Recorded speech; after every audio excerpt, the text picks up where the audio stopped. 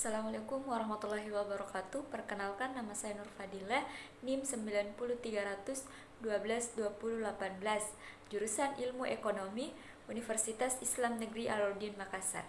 Baik, di sini saya akan menjelaskan analisis pengaruh inflasi dan pertumbuhan ekonomi terhadap PDRB di Jakarta pada tahun 2007 hingga 2016.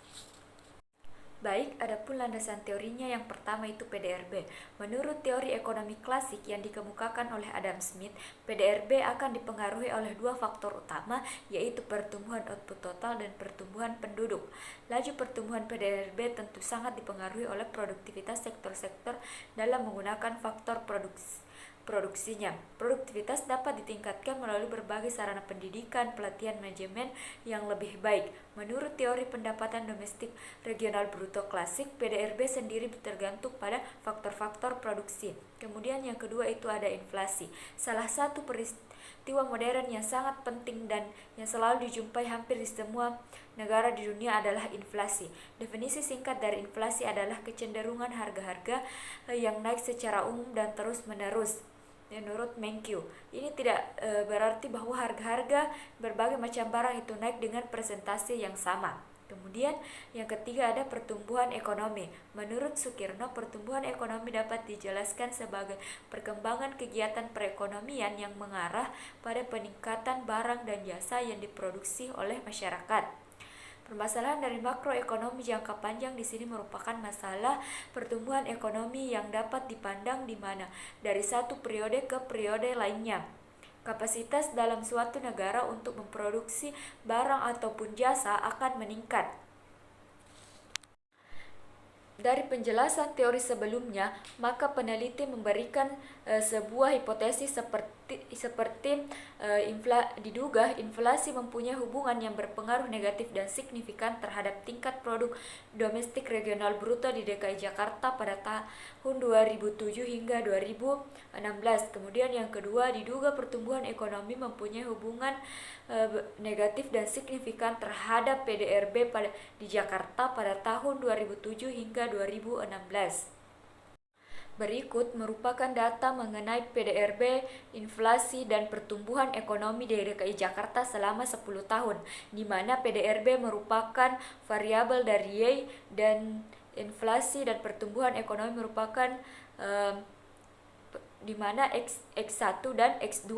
Selanjutnya kita masuk metode regresi linear, di mana setelah menentukan angka pada tabel sebelumnya, kita akan memasukkan dalam rumus B1, B2, dan alfa. Di sini kita lihat nilai dari B1 itu sama dengan min 7,3640711. Kemudian untuk B2-nya itu 169,3781902, dan untuk alfanya sendiri 192,8465441. Persamaan regresi linear bergandanya dapat diartikan juga sebagai nilai A-nya itu sama dengan 192,8464441. Tanpa adanya inflasi dan pertumbuhan ekonomi, maka besarnya PDRB adalah 192,8464441. Nilai B1 sama dengan min 7,3640711. Hubungan antara inflasi dengan PDRB jika pertumbuhan ekonomi konstan dan negatif, atau setiap kenaikan inflasi sebesar satu satuan, maka inflasi akan menurun sebesar min 7,3640711 satuan. Nilai B2 sama dengan positif 169,3781902.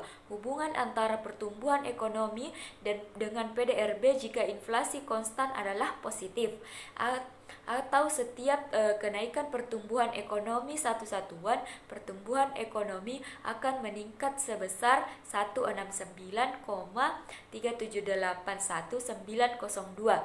Kita lihat dari pengujian hipotesisnya. Dari formulasi hipotesisnya, H0 dibagi B1 sama dengan B2 sama dengan 0, atau H1 dibagi B1 sama dengan B2 sama dengan 0. Taraf nyatanya itu 1% atau sama dengan 0,01. Kemudian F1 sama dengan 3 dikurang 2 sama dengan 1.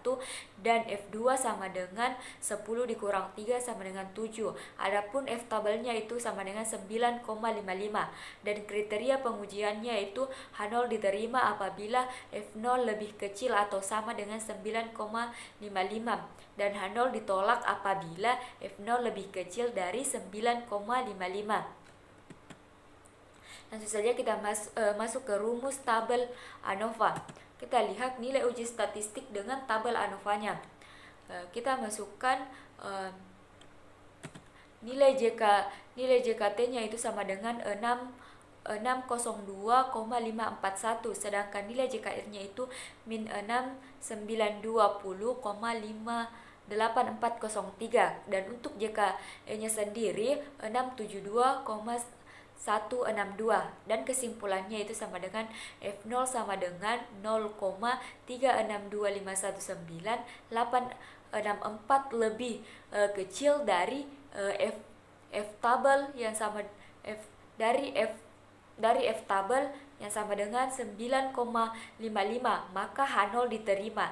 Jadi ada pengaruh dari X1 dan X2 terhadap Y yang berpengaruh negatif. Itu saja, sekian dan terima kasih. Wassalamualaikum warahmatullahi wabarakatuh.